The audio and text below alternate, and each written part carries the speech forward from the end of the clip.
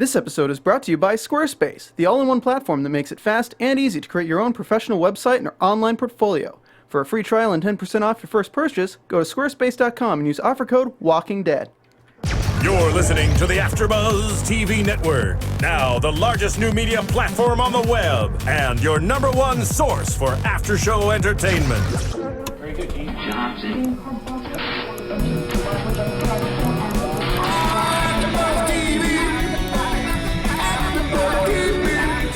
From the AFTERBUZZ Studios in Los Angeles, California, presented by Maria Menounos and streaming live thanks to Akamai Technologies, this is AFTERBUZZ TV's The Walking Dead After Show. We'll break down tonight's episode and get you all the latest news and gossip.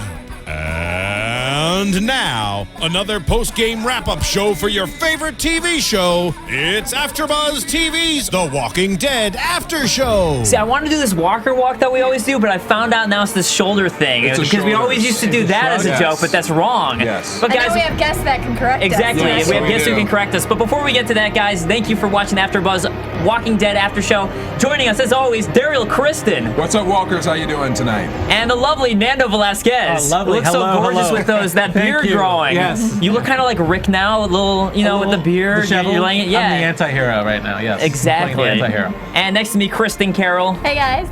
And guys, I'm Dave Klein, and with us we have not one very special guest, but two. We're doubling up this time. We have Scott M. Gimple, who you may know as the showrunner, taking over this year, and also a writer on several episodes this year, doubling up duties, as you must do. And we also have Michael Cudlitz with us.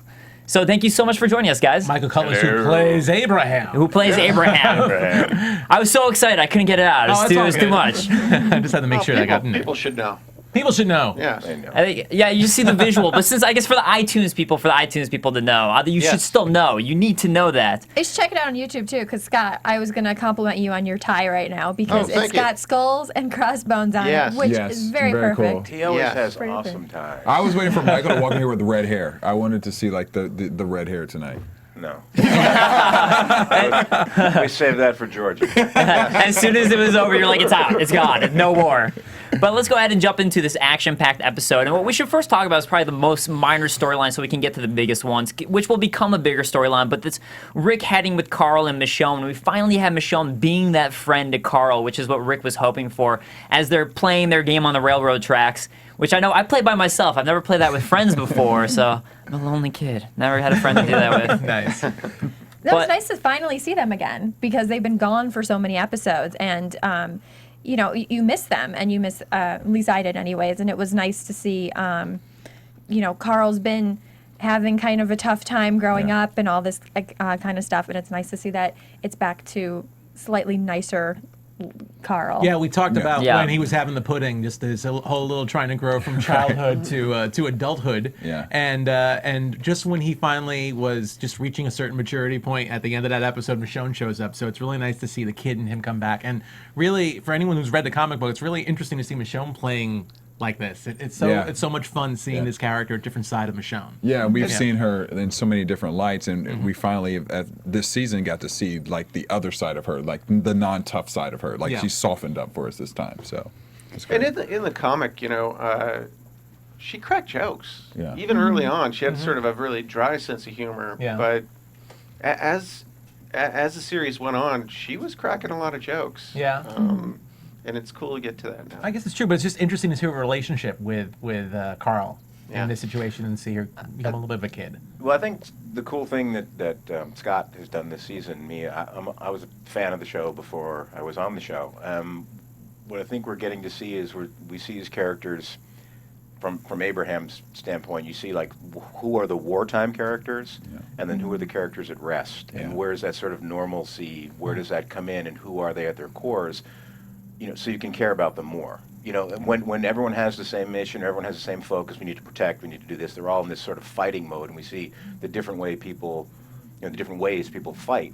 But when that is sort of taken away and you have a moment where you can sort of just be who you are, that sort of normalness creeps back. And to me, that's what was so wonderful about seeing Rick, finally seeing his son sort of have a moment which was peaceful. Yeah. Yeah. Just being a kid. Just Yeah. what do kids do when they walk on the tracks? You balance on the track. I mean, you just do that, and to see them share that was just, I think, really nice. Yeah, especially since he wasn't able to do it with the farming. You know, I feel like Carl wanted to still go out there and have action, and Rick was trying to create this world, and he's not able to do that, but Michonne's able to create it for Carl instead. Exactly. So. Yeah, well, as Rick had said in a previous episode too, it's hard to be a best friend and father at the same time. Of course, yeah. But and something that you were talking on too that relates to is one of the at least one of my favorite moments of this season was with Bob in last week's episode, and how much you get to know him and his character. And it's a character at the beginning you don't really care about at all, and you're like, well, if he dies, I'm fine with that.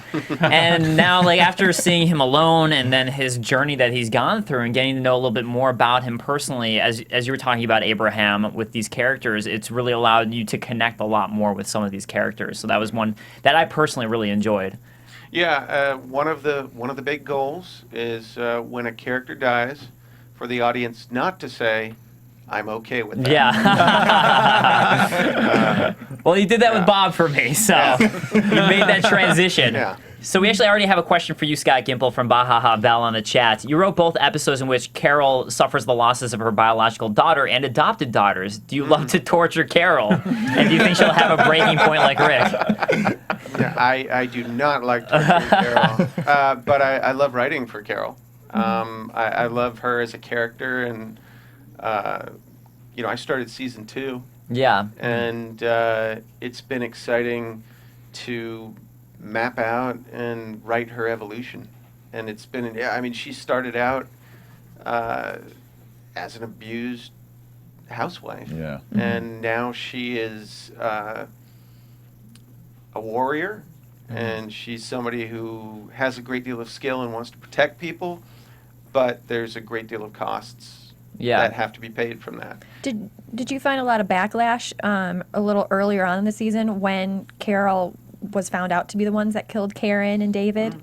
It was interesting. You know, the response was people. I mean, I loved it because I think people really got into Carole this season. And when Rick sent her away, I felt that a lot of criticism actually fell on Rick. Yeah. Which Yeah, kind I of blew agree. me away. And but that also sort of made me psyched. I'm like, wow, people really dig this character. And a lot of people were like, oh, you people are idiots. You're sending away this character just when she's getting interesting.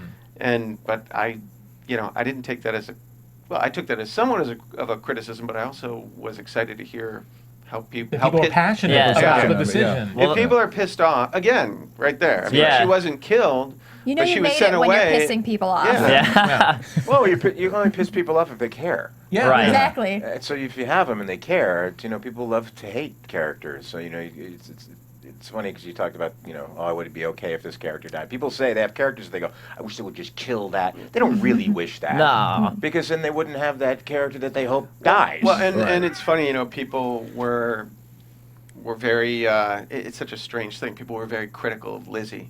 Yeah. In episode 10, when she was, you know, smothering Judith. Yeah. People were saying, like, you know, really rough things. And then after last week's episode, they were like, oh, God. Yeah. Why did that have to happen? Well, after we had her on the show, we had she came Brighton. on. Yeah, Brighton, and she was after meeting who her in is person, it completely also transformed. Like, oh no, I care about you so much. No, You're so She sweet. is smarter than me, which is not a huge thing to be, but she is. She's more eloquent. She is an incredible young lady. Yeah, see, even on the chat already, Baha, that was like Team Carole, and Nigel Coleman's like, I love Carole, but I agreed with Rick. So people are already still talking about that moment. Well, what was great about, before we move on, what was great about that moment too, it just set it up last week so good where Carol's put in a similar situation with Lizzie. Yeah, From what Rick I'm- did too. And I mean, yeah, I guess that goes all the way back to the original question, even. Yeah. You know, I think Carol's been, you know, in my head a great deal since writing Pretty Much Dead Already, and writing that and thinking about her journey, and you know, in crafting this season and talking with the writers and wanting to play out what impact that would have on her losing her daughter, and that was trying to protect these kids that ultimately led her to, you know, ostensibly adopt these kids, and to have it all the way circle back where she's the one that has to pull the trigger. Yeah. Seemed to us to be just the height of tragedy. But you also used it to teach the audience, to bring the audience and Tyrese, knowing how much she loved these girls and doing what she had to do, for him to process and go, well, if she killed my girl, there must have been a reason. Yeah. And because she does what's best for the group. She does what she has to do that some people may be hesitant about. Yeah, that was something for us that we talked about, was that moment of her admitting to Tyrese wouldn't have been as strong if she hadn't just done that, as you were saying. Oh, yeah. Because that is what really, I think, as you said, Michael, allows Tyrese to accept it a little bit more, what happened, what she did. But let's go ahead and move further with this episode at hand. It's all connected. It's all connected. It's all connected. I disappear in these conversations, and I'm suddenly in a comic book store leaning on a case. That's awesome. This is great, and people still have questions for you, but we'll get back to more questions for both of you as we go further into the show. But the key moment in this scene was really the Big Cat candy bar, which became a lot bigger as we found out later. It just kind of seemed like a cute moment at first, and it turns out that allows any possible trackers and hunters to hunt you down. So that is left behind, that wrapper of the candy bar. So actually a vital moment there. And with that, let's talk about the Hunter group, the new group that Derrial is with. Well, let's not call them the Hunter group. Okay, okay. It's not. I'm so happy to have Scott here. Yes. I'm glad also that you're saying that, because I'm really hoping that group, who we're not going to spoil for people who don't read the comics, I'm really hoping to see that group that people refer to as the Hunters, but hoping to see that. But anyways, I'm going to plant that in case you guys are working on the next season. Anyways. By the way, Big Cat. And I guess that guy's name's Hurley, the one with Darryl, or I'm not sure, Joe. Joe's the lead. Okay, Joe. Yeah, and Hurley, I was sort of going into the Lost universe there. Oh, okay. But Joe mentioned he likes cats, and I like the big cat analogy with the big cat. I don't know if that was on purpose, but I just realized and there is a Harley there, so there is a Harley. But that was Joe is okay. The main gentleman. Was Harley the one who was choked out and saw him under the bed? That was Tony. That was Tony. Harley was looking at the sign. Yeah. Okay. Joe's played by who, by the way? I couldn't find that one. Jeff Coburn. Oh, okay, he's awesome. Fantastic. Yeah, he's awesome. And we also have, and Ben Len's the character that we meet this episode, but we have, and this is where we kind of meet this group again in this episode, is Derrial has gone off on his own to hunt a rabbit, and we find out about this claim method that this group, I was about to call them, this group. You can call them the claimers. See, the claimers, okay, the claimers. See, I was just thinking that because they seem like they're good. If they go 500 miles, they can be the proclaimers. They seem like they're good in the wilderness. That was bouncing around the writer's room a little bit. Was it? Okay. That joke.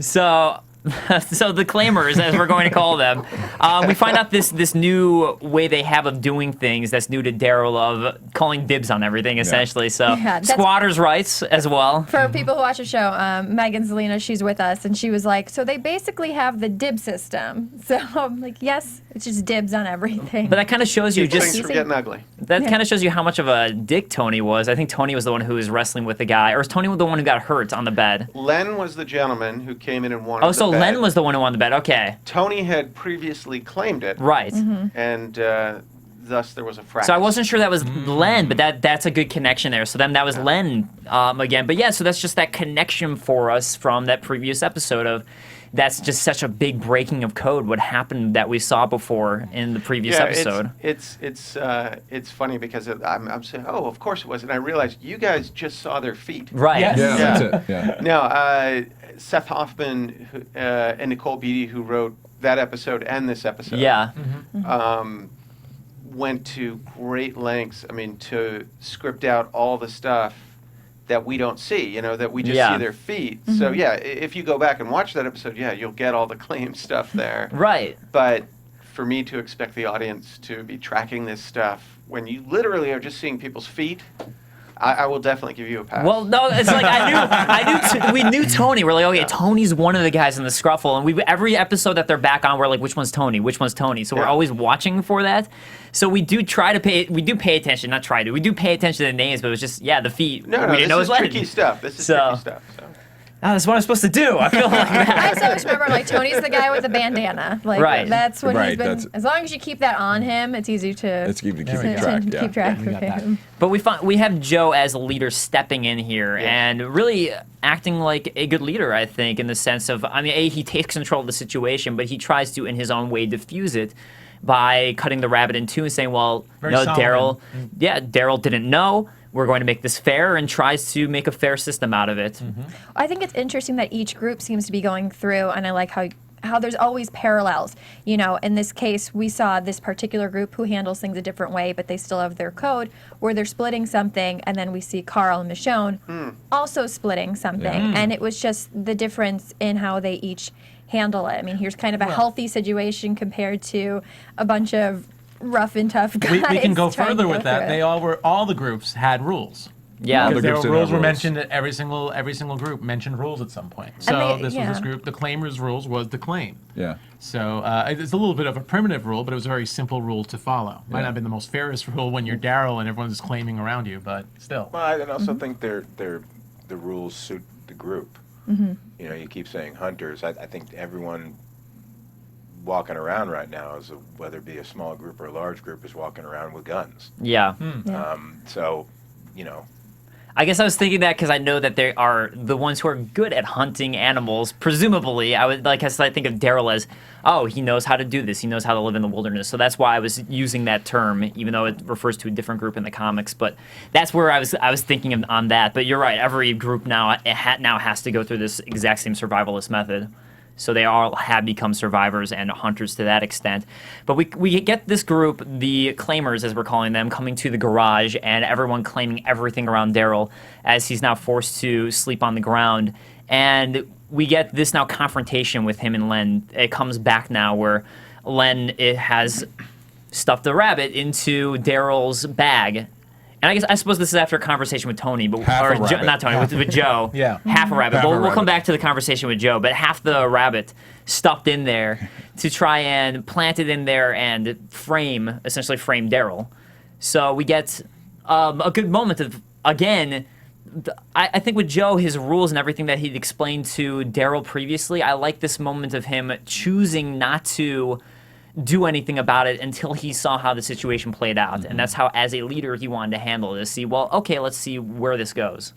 Yeah, Joe has a surprisingly calm head about everything. He has a certain, like I said, very Solomon of him to cut the baby in half, so to speak, the rabbit in half, and then just to see how this plays out. Maybe not the move anyone else would have done if someone would have seen that and you wanted to hold a proper moral ground. Maybe someone else would have called him out on it sooner. But he knows he's with a bunch of, I don't know, kind of like thuggish guys. I mean, based on what we saw in the house with the bed.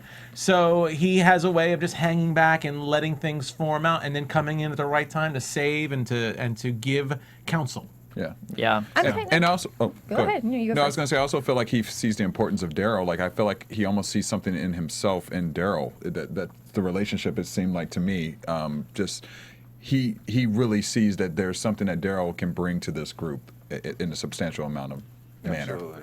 Very much so. Yeah, I I was think gonna- Joe's the smartest one of the group, obviously.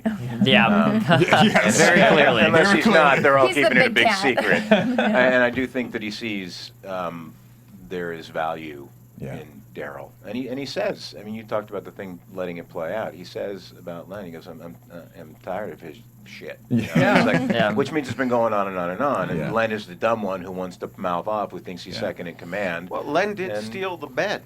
Yeah. Yeah, Bed exactly. was So he's not claims. really conforming to Yeah. the rules anyway. Yeah, he's making his own So, rules. and he had to play it out because if he stuffed it in the bag, that's not breaking the rules.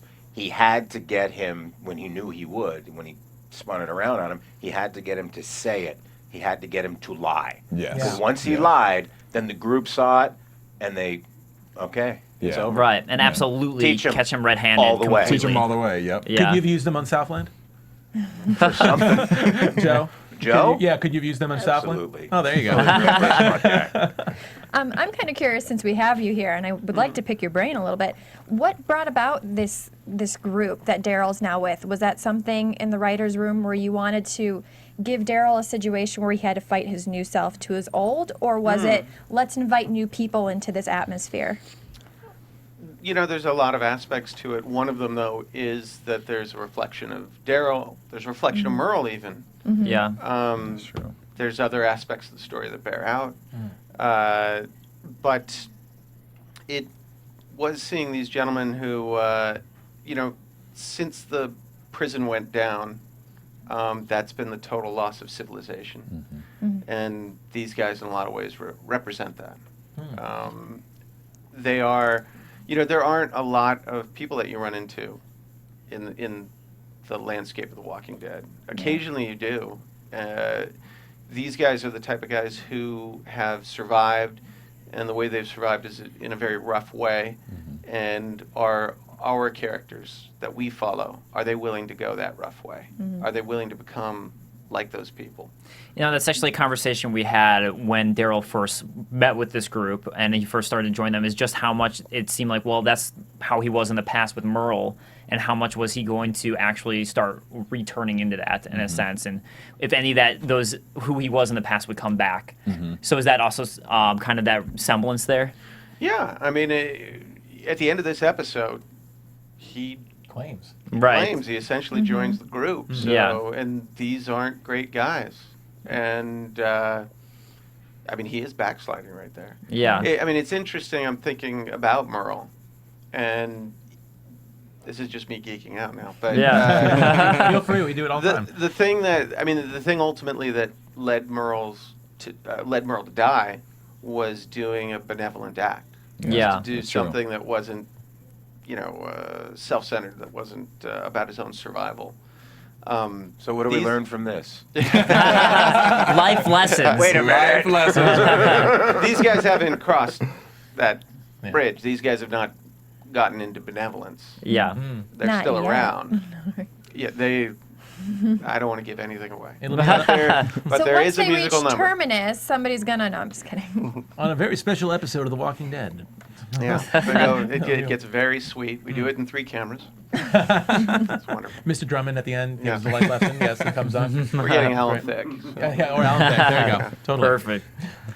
But speaking of Joe and that leadership we were talking about before, we do have the moment with Joe. At first, before this whole claims thing happened, explaining the rules to Derrial and asking Derrial, talking to if Daryl's going to stick around. Essentially, what's Derrial looking for? Are you with us? Are you not? And trying to guide Derrial and pretty much essentially guide him into becoming one of them and guide him to like, hey, you need to stick with us because if you don't, there's no reason to be alone. That's a terrible idea. And it's just, you're one of us. You are... He can just tell that this is someone who's just like him and he belongs in this group. And it's just, again, from Daryl's past, not the strides that we've seen Derrial make throughout the seasons, but Joe just completely recognizes this and wants him in and is pulling him in. Well, one of my favorite lines of the episode was, "There's nothing sadder than an outdoor cat who thinks he's an indoor cat." Yeah. And it's That's, something Derrial had Seth been Hoffman. fighting before, and he embraced being the indoor, but now he's classifying that. He was. It is interesting. Yeah, I mean, yeah. the prison was indoors. Yeah, a lot of the times. Yeah. Exactly. Now, what I've actually found, and then later on, we get them walking down these tracks, and we find this big reveal that they're heading towards Terminus because they're trying to track, and Joe's trying to track Rick. And obviously, he doesn't know his name is Rick, but it's just, we had no idea before that Joe actually knew this and actually noticed, and that group realized that there was someone in that house that caused all this havoc, and were able to track them. All we knew was that there was some havoc that went on, probably related to a walker, and then that was it, and that's all we'd seen of them. So now we get this, that they're actually trying to track and take out Rick. So, but good. And that they're relatively close. Yeah, very close. As now they find that rapper, the big cat, again, cat coming in again, bar. Which, is that a real candy bar, or is that just something you guys made up for the show? That is not a real. Okay. I was like, I don't think I've ever heard of this candy bar before, so I'm going to assume it's Big not. Cat and Cruncho. Yeah, and Cruncho. Yeah, no, Cruncho. those are made up. Yeah, it takes. It they're takes not. several times. Stop it. They're available at AMC.com. Spoiler alert. I'm a little nervous for Rick now, because eventually, they're all gonna. He looked perfectly fine in that. in the in season the preview? for Yeah. next Yeah, week. oh, Yeah, yeah. he looks. He seemed well. It's like on calm. vacation there. Yeah, totally. Yes. Yeah, but I think with that, just Derrial needs to claim him, right? And then it's okay. But will he Dibs. claim him? Will he claim him? Yes. Yeah. So the thing that we didn't get, Which though, half will he get? So the thing that we didn't get, though, is that we get the explanation from Joe that Tony saw him, as Nigel Coleman is pointing out on the chat, and that Tony saw him, but as Derrial asked, well, what did he look like? Who was this person? But we never actually get that explained to Derrial in this episode, so I'm kind of curious to see next week if before they find Rick, Derrial will get that description of what he actually looked like, if the guy actually saw what Rick, if Tony actually can describe Rick enough where Daryl's like, wait, I might know that guy. He has a lot of scruff and a big beard like Nando. Yeah. Yeah, there you go. He looks like he could be a sheriff. Yeah, maybe a sheriff in the past, I think. Yeah, somehow you can read his mind. But let's go ahead, and that kind of wraps up that storyline. So let's go ahead and get to the storyline with our guests here, Abraham. So actually, the way that we start off the show was with this group, Abraham's group, where we have Eugene talking with Tara, and Eugene just totally geeking out on talking about dinosaurs as undead dinosaurs. Like and a Dino Walkers. I think Dino they should Walkers, do yeah. something like that. Be a great video game. Wonderful video. I play Zombie dinosaurs? Yeah. The Interact the Dinosaur Hunter. I am cool. fairly sure Kirkman is working on that. It's probably his next. That's actually his an untitled project from him. I'm sure. Sort of a super dinosaur crossover. When you're writing the dialogue for someone like Eugene, especially in that kind of a scene where he just does not. He kind of reminded me of Bubba from Forrest Gump, who's just oblivious. Although he's not just talking about shrimp, he's just talking about anything. But He's a brilliant Bubba. He's a brilliant Bubba. There you go. I'm just curious as to how do you get on all these tangents with someone like Eugene? I'm guessing you have a backstory already figured out with him, or? Oh, very much so. And the comic has some of that. And when the comic did go there, I would love it. And we turned it up a little bit. And we have the whole backstory for him. I mean, we're not going to share it. Yeah. Of course not, right now. But he was an avid gamer. We get that much at least. He likes his games. Yeah. He's super smart. And we definitely get to see how he is with the ladies, if that's his, if that's his play, if that's the way. We really see it totally smooth as silk. And Scott, this question is kind of for you. How do you balance between like what's in the comics versus like what you want to create for the storyline on the show? It's a mix because the show is so much its own entity now. Yeah. There's characters on the show that aren't in the comic book, like Derrial. There's characters that are alive that are dead in the comic book.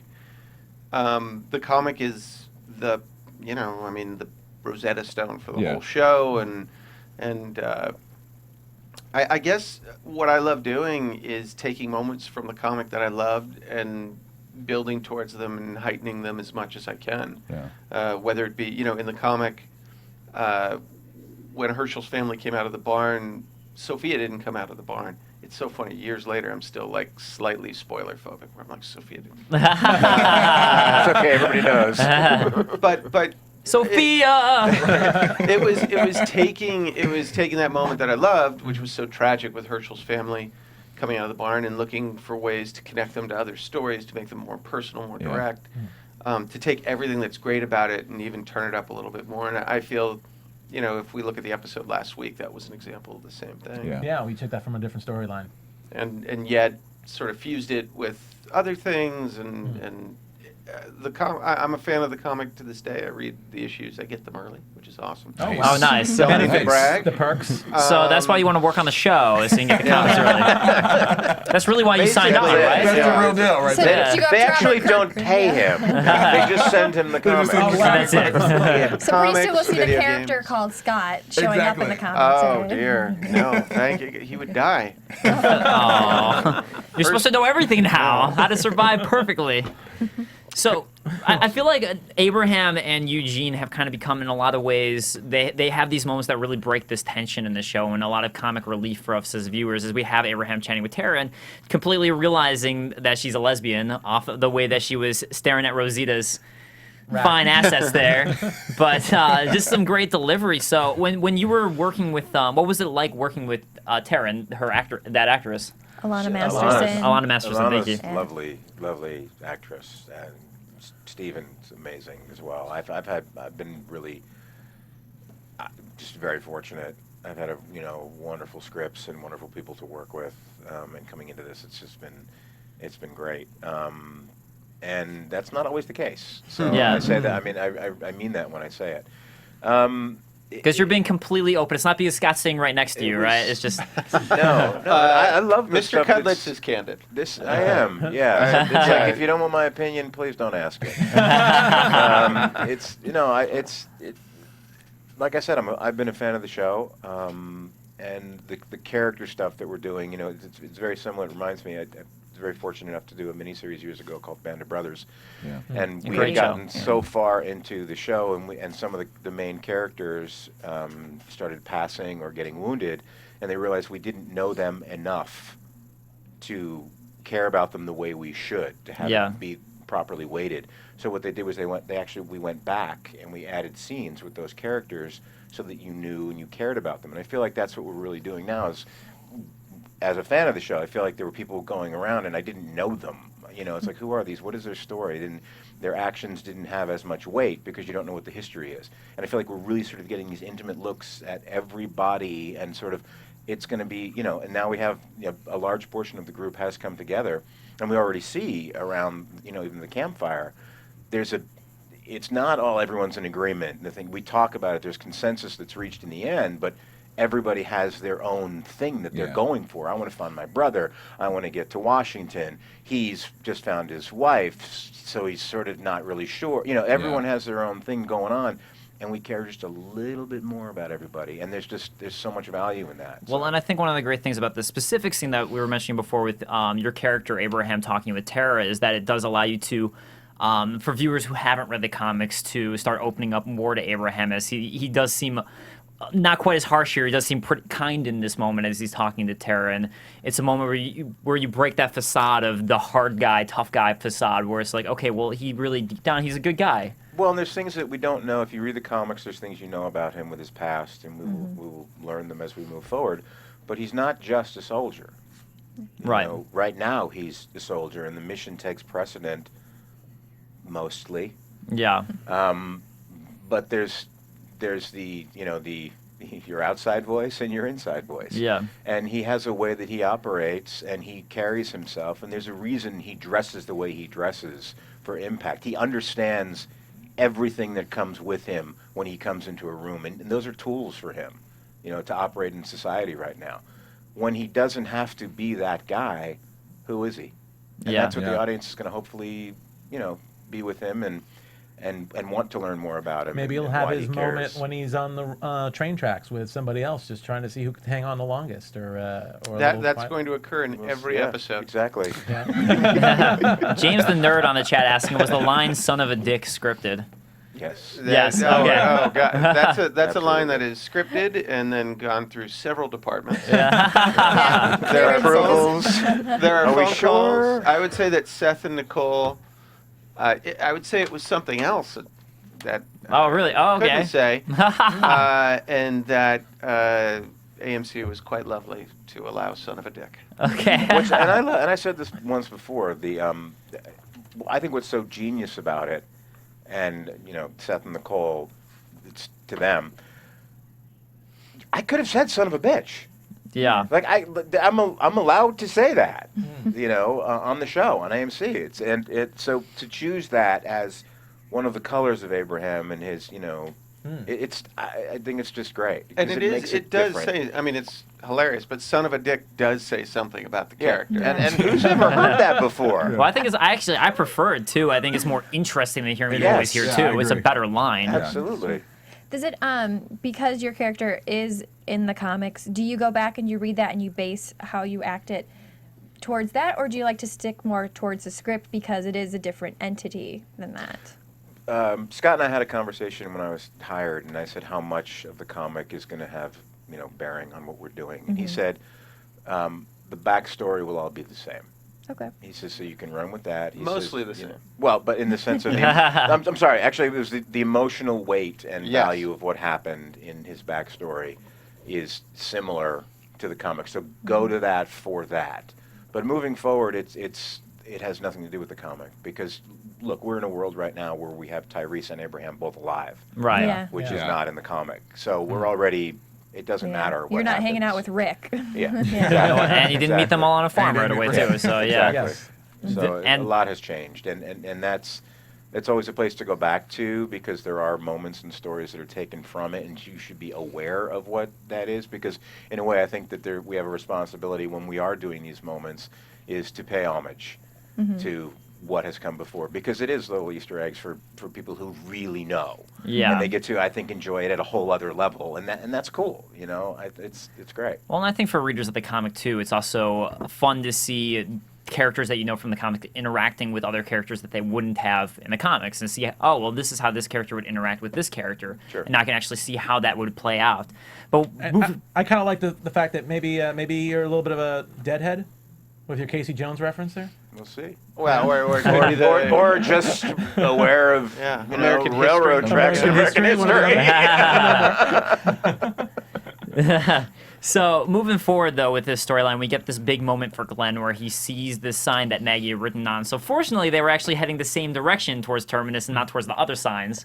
So Glenn actually does get to see this, and this one's a dried out sign that she probably used Walker blood again to write on. But he's super excited, knows that she at least was alive at the time of doing that, and he was right with his instincts and can head on forward and just starts running and just sprinting like Forrest forward. Gump. I don't know why I kept thinking of Forrest Gump this episode. You just start like, run, Forrest, run, like Jenny. You're not allowed to be excited in Nando's world. I just thought Maggie. it was funny. We're channeling Forrest Gump. Channel. It was awesome. See, I thought it would have been more strange if you start power walking. He's like, all right, now I'm going to start power walking And that towards riot her. gear, you'd think he would. That's heavy riot gear. I would think. He's excited, man. This is his wife. No, I love Exactly. it. I love it. I would have done the same thing. Well, it was nice to see on the sign too that said Sasha and Bob as It did well, say Sasha and Bob, because yeah. that means it was after they got back together and that they're still going strong. Because we didn't see them, sorry, Last week? we didn't see them last week. Yeah, exactly. And there's hope for Tyrese to see that and keep moving too. So Absolutely.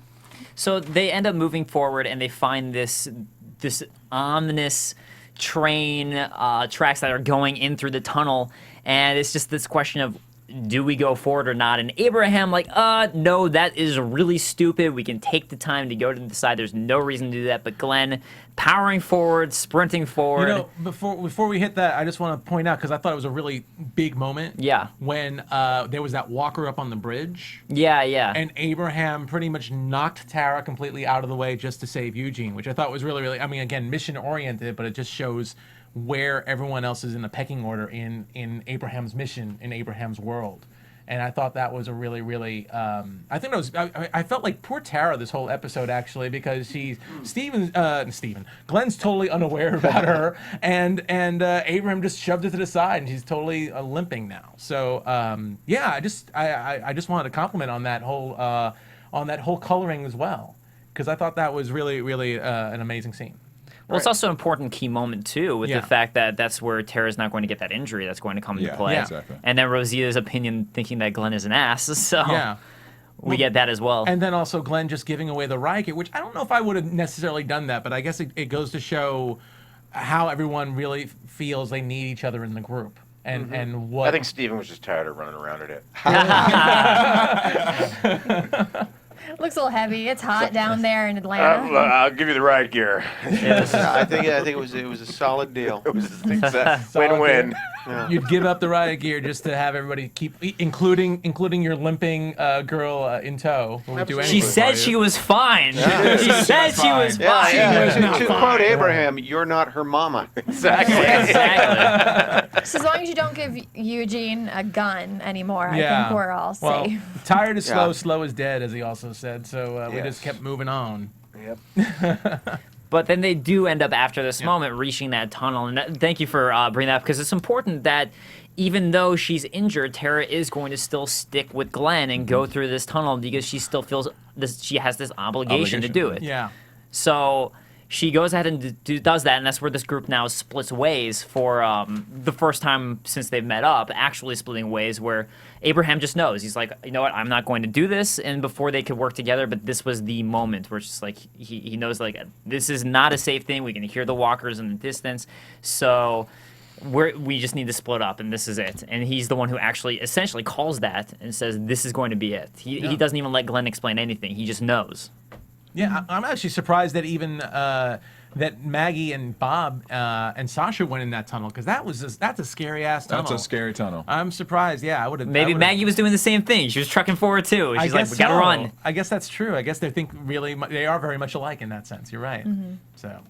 But yeah, at least that would have been my assumption. But turns out to be a walker-infested tunnel. But before we get to that, let's go ahead and talk about Abraham's storyline, and then we'll talk about them in the tunnel, where Abraham goes to check out the cars and finds the mom, as we find out in a moment, in the car, taking her out, Abraham style, and windshield wiping off the "let mama be" thing. So I don't know. Was that a moment of guilt for Abraham, or was that just a moment where it was just like, well, that's kind of in the way, and I need to wipe that off so I can see? Guilt?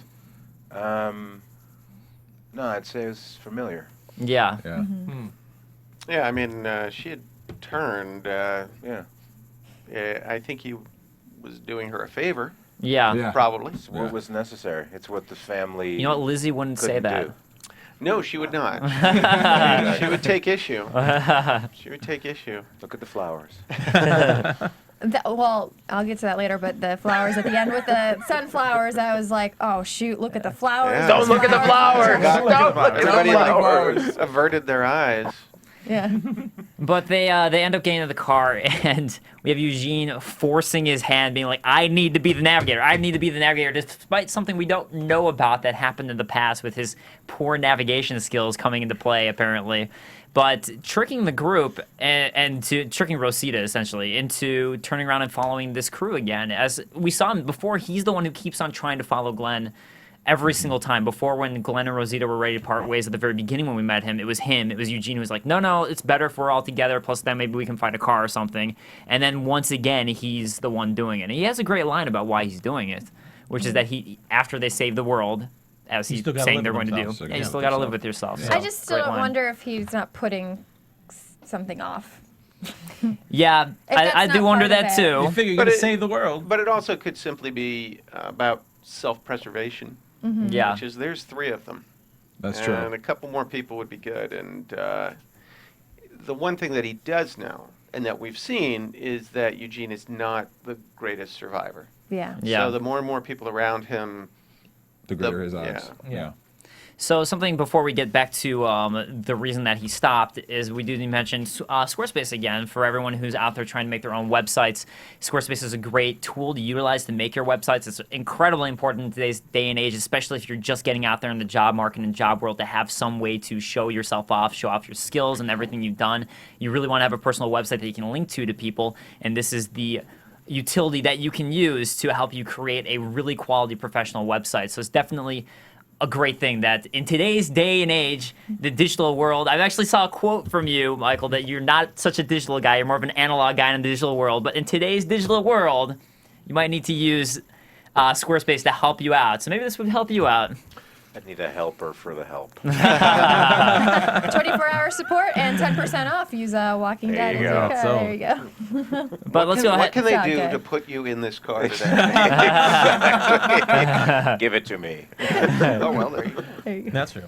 So let's go ahead and talk about that they end up stopping, and Abraham, as he wakes up, pissed at not Eugene, but Rosita. So again, anything Eugene does and says is pretty much okay by Abraham, but it's Rosita's fault. Right, or respected, yeah. It's expected. Expected. It's, it's like Eugene's, obviously this is what he does. He doesn't know these things. He has the thing that he knows, and he knows that. I expect nothing from him.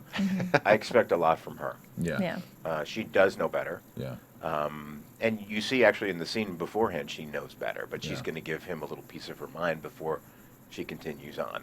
But she's also, I think they all, you say Eugene keeps trying to get, I think there's a reluctance to all of them to leave anyone. Yeah. You really do sense that he doesn't want, he wants them to survive. He wants Glenn to survive on his mission. He would prefer it if it got dicey in there and he actually turned around and caught them.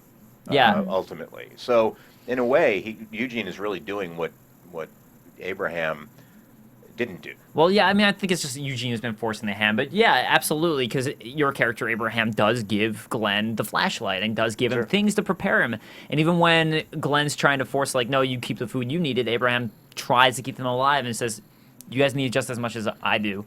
So again, I think that's the thing with Abraham's character, that he really, despite this hard look at him at first, he really is a good guy and really is looking out for everybody. Although for him, as his character has said, the most important thing is saving the world, because everybody's wives are going to die, everybody's friends, if we don't save the world. So that's absolutely the most important thing. And look at that statement. I mean, you take it on its own. It's like, I need to save the world, you know. But what if your mission really is to save the world? Right. Yeah. Like, what would take more importance? It's like, and I think he doesn't how can you not understand that this is more important? What this means, yeah. Yeah. But yet he does understand, because there are other things. To save the world has to be worth living in. Yeah. And to have it be worth living in, there are things you need. You need to share it with other people. Yeah. And because people are what the world is about. Beautifully said. Yeah. Absolutely. Squarespace. Nice. There we go. We're going to just pull that one bite out, and that'll be it. And we're like, we're set. Yes. That's it.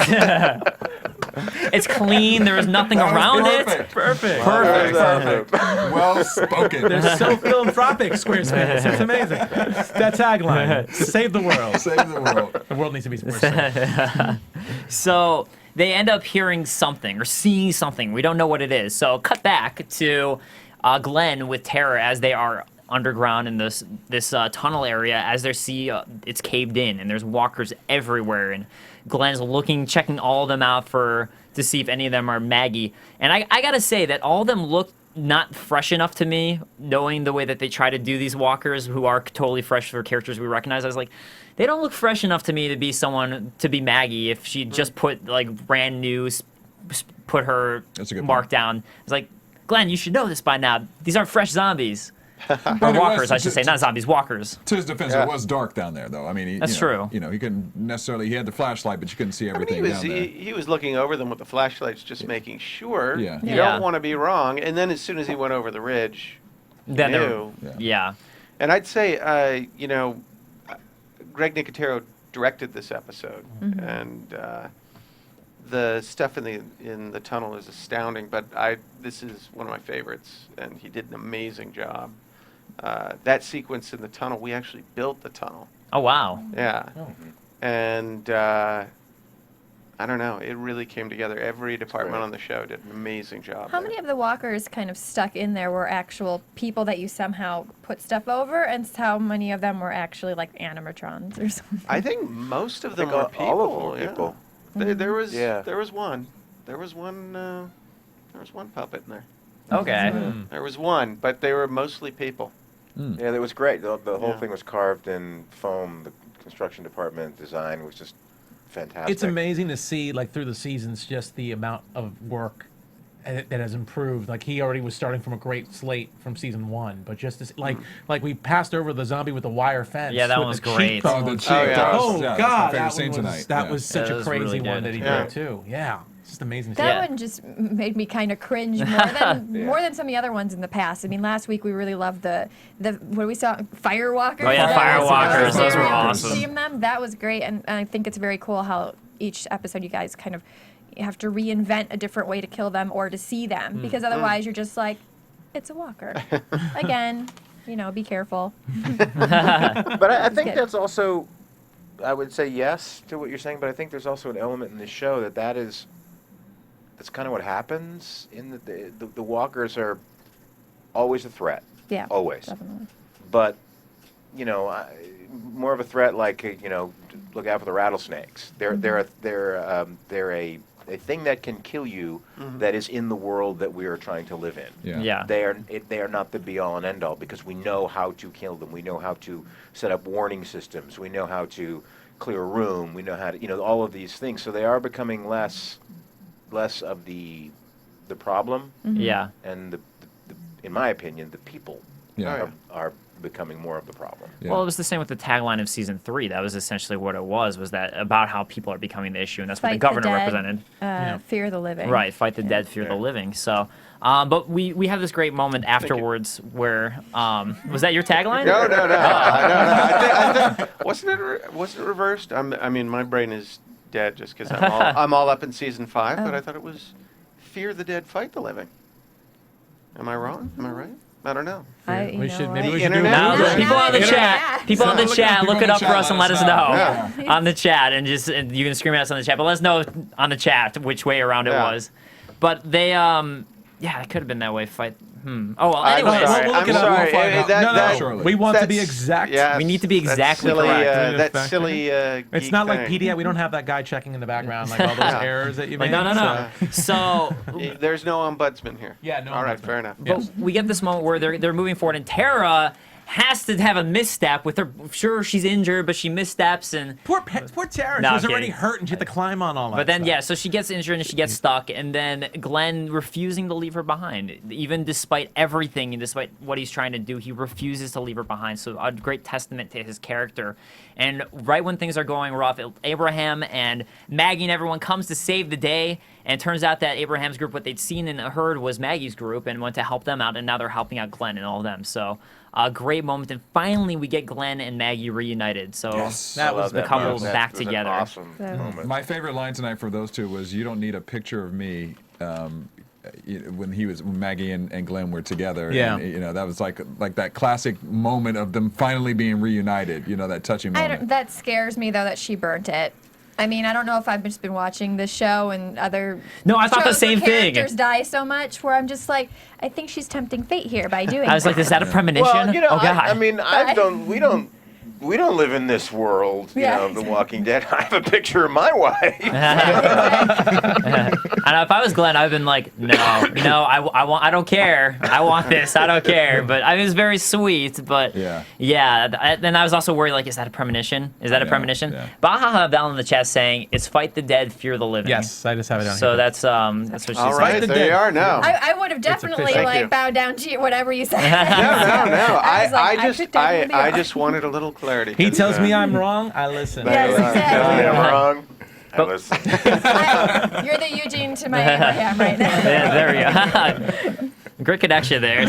So we have everyone in the group has different ideas of what they want to do, but it sounds like a lot of them think, all right, let's go first check out Terminus, and then after that, and maybe we get more people. But then after we see what Terminus is like, see if there's any people that we love who turned up there, then we can go ahead to DC. And they come to a consensus with that. They head to Terminus, they find it, and we see the sunflowers.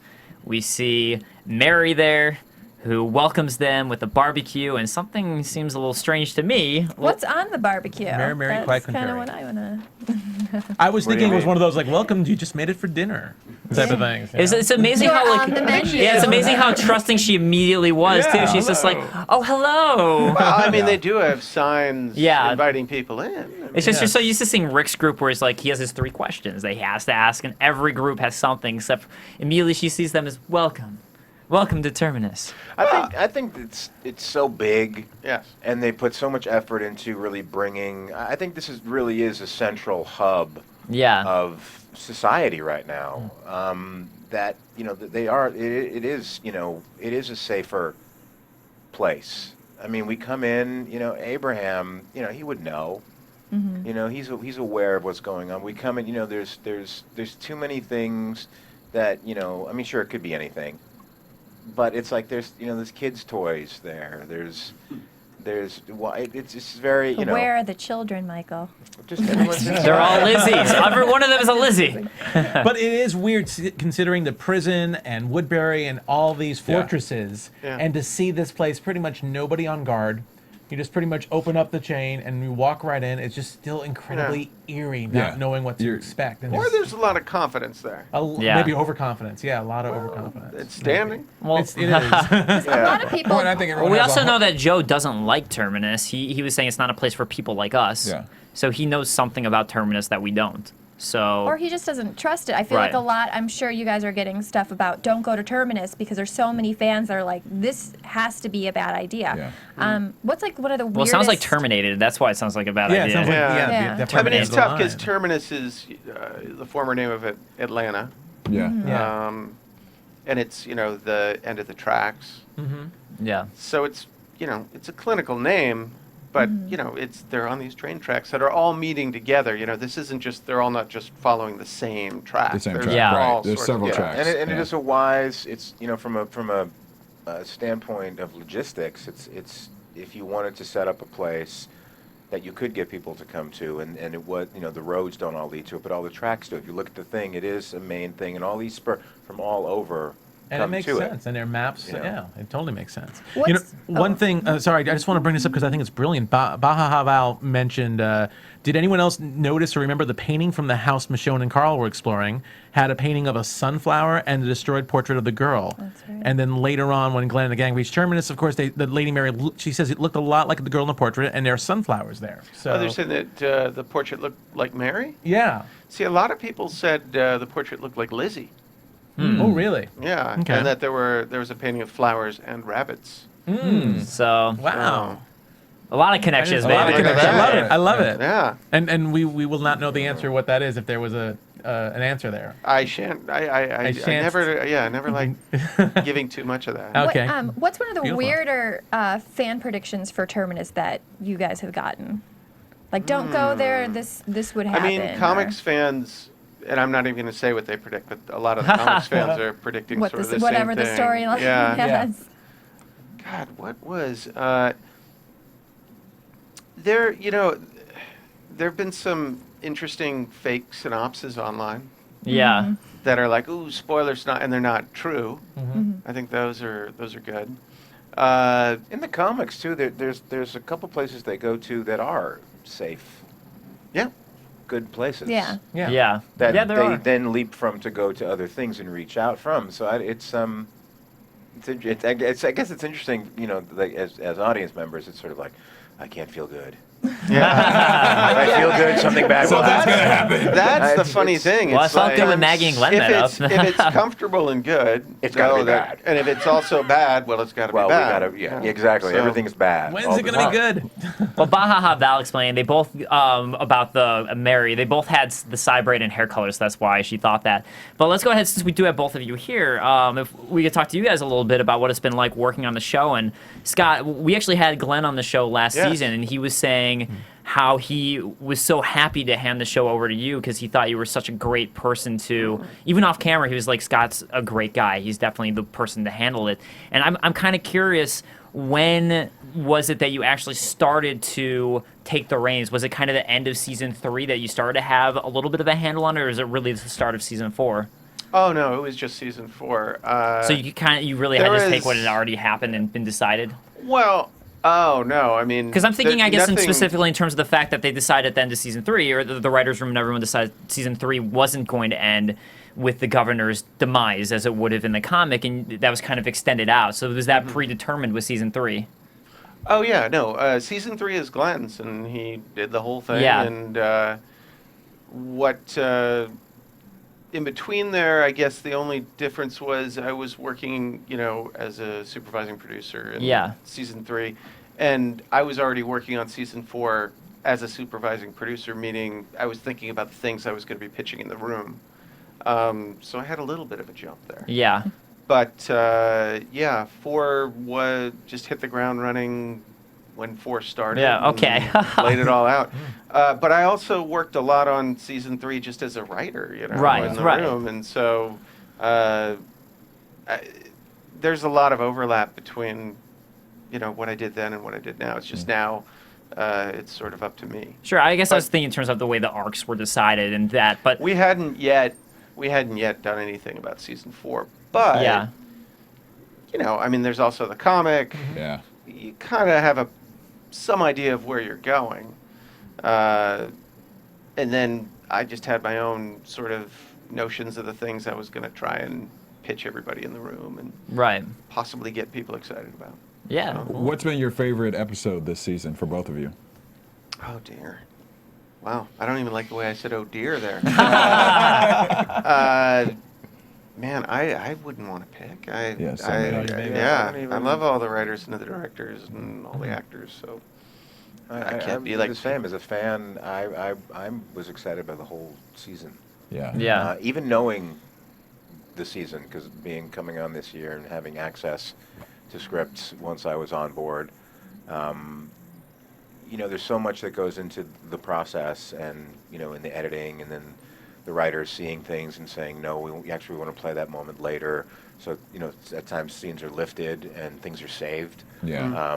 And so you don't really know. You know what you've read, and you know the sort of general things that happen, but the real intimate things and the character development and how that actor is going to play that moment or how the director is going to shoot that moment, it changes it greatly. Yeah. I mean, it's it isn't just from A to Z.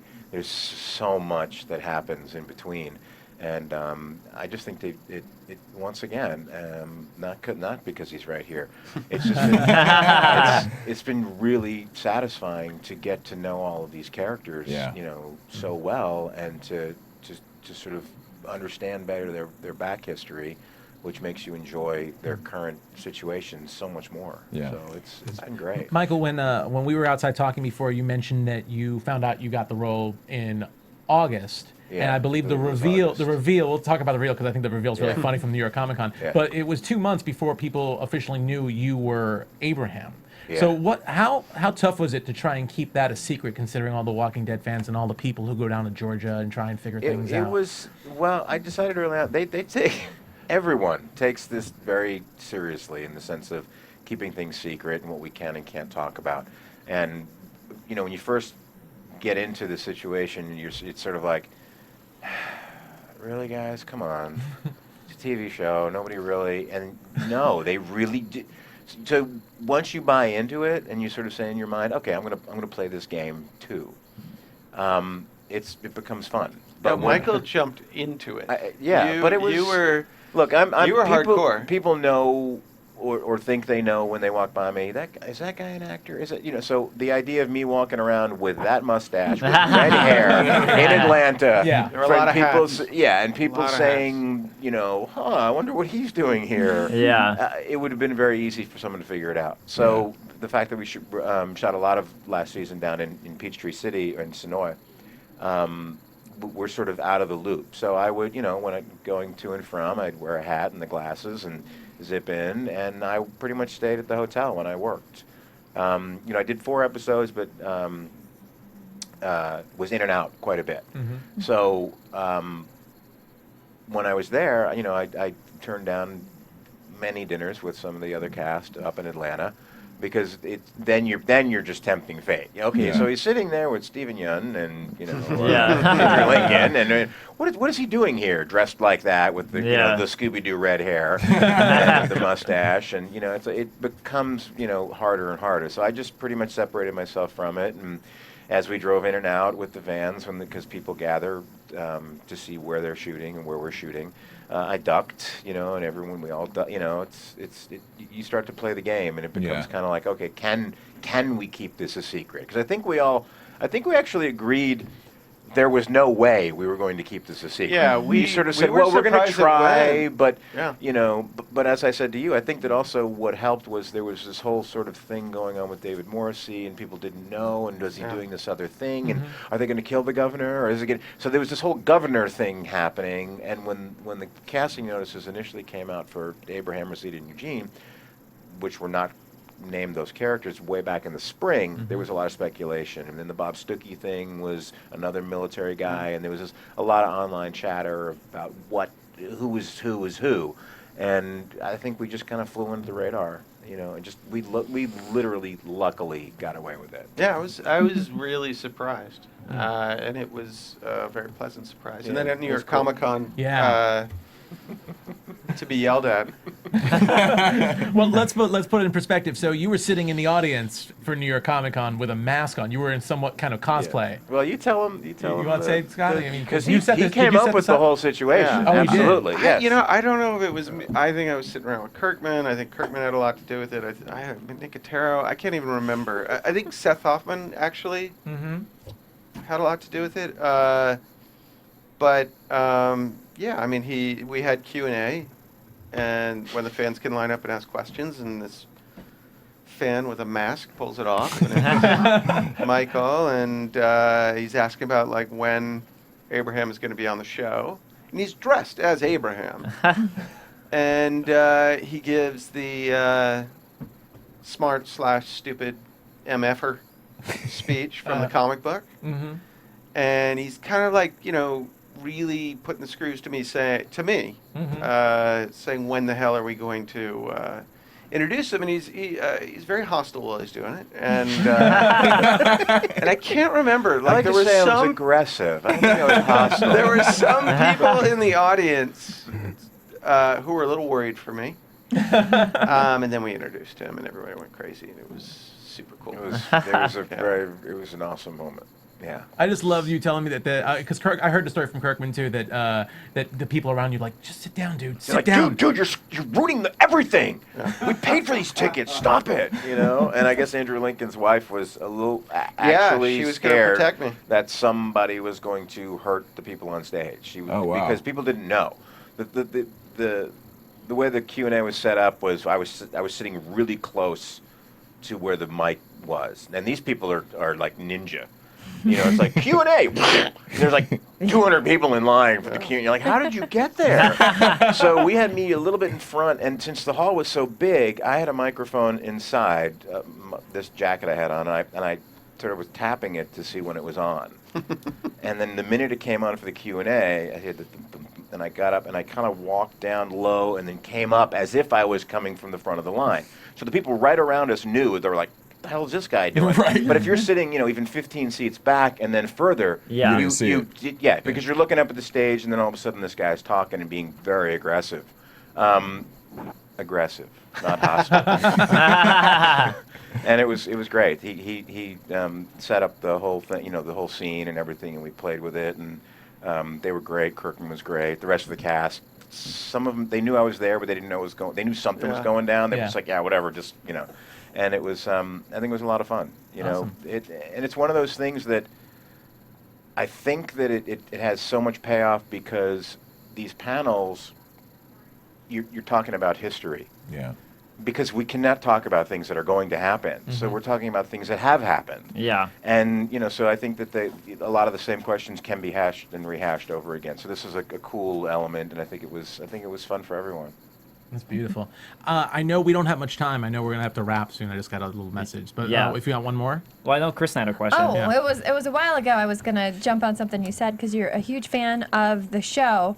I was wondering, who was your favorite character that you were hoping to have scenes with? Or do you want to Carole eventually? is one of my favorites. Yeah. Absolutely. But I they're all different and wonderful. Yeah. They really are. Because I think that if they're not different and wonderful, they just get killed. No. Let me jump in. If they are different and wonderful, they get killed. They get killed no matter what. Yes. No, but I'm saying they don't necessarily have to keep around. From an audience perspective, yes. Sure. Unbelievable. But all right, well, thank you guys both so much for coming on the show. We got to have you back on because we definitely did not have enough time to really ask. Scratch the surface. I know. Yeah, Barely. But guys, thank you so much for joining us. Once again, I'm Dave Klein. You can find me on Twitter at @TheDaveKlein. That's Klein. And I'm Kristin Carole. You can find me on Twitter, Kristin Carole 13, and I also do Agents of S.H.I.E.L.D. on AFTERBUZZ. I'm Derrial Christon. You can find me on Twitter, Instagram, and Facebook, DerrialChriston, and on Black Hollywood Live. You can find me on Twitter at Nando Vel, at Nandovel, and here for Hannibal and The Blacklist and The Following. And you guys are on you guys do the Twitter thing at all? You can find me at home smoking a cigar. And that is? Scott? Scott M. Gimple.